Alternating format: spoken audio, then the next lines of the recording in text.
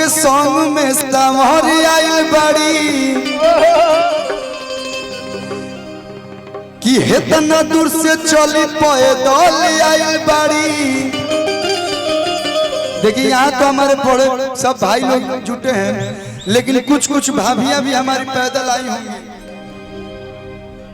पीयूष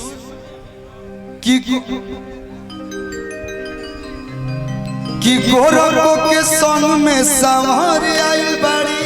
बहुत बहुत धन्यवाद।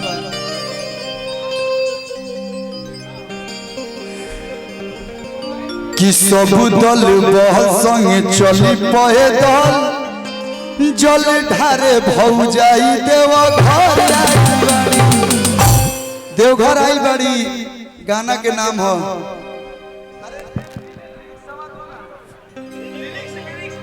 देवघर आई बड़ी। कल्लू म्यूजिक वर्ल्ड पे आई बा। आप लोग कि अपन भाई के चैनल हजार समय यूट्यूब सर्च कर ले लोग, वही पे गाना बा कि गोरखों के संग में संवर आइल बाड़ी। छोड़ी नहीं हर शहर आइल बाड़ी। सब दल संगे चल पड़े चल ढारे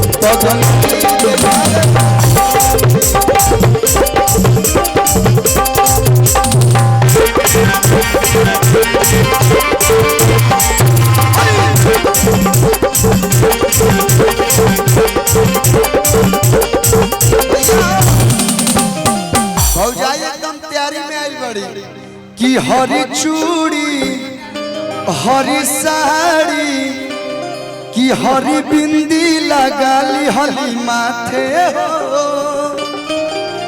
कि बोली बोल बम इ तो हर दम आ देख बोल तारी सबका साथे हो।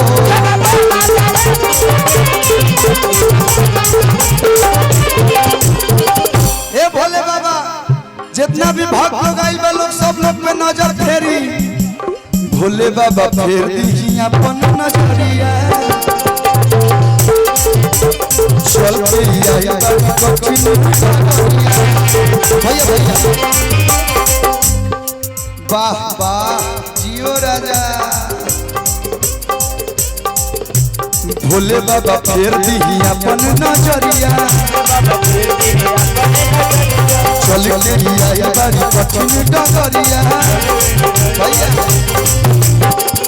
देखिए हमनी और के ये डांस है जगरा करे आगे लोग मोय करे आगे।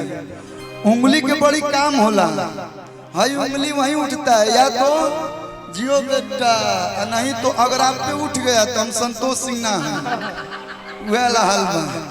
ये उंगली का बड़ा कमाल है। हमने 11 बक्सर चाहे जहाँ भी लोग भोज सुने ला। धन्यवाद, थैंक यू। पैसा वैसा मत दीजिए आप लोग, काहे लिए पाप चढ़ा रहे हैं। ला तू ही ला पपवा पैसा रे कि बोली महादेव हर हर आइल बाड़ी। सावन में छोड़ी नहीं हर आइल बाड़ी। सब दल संगे चली पैदल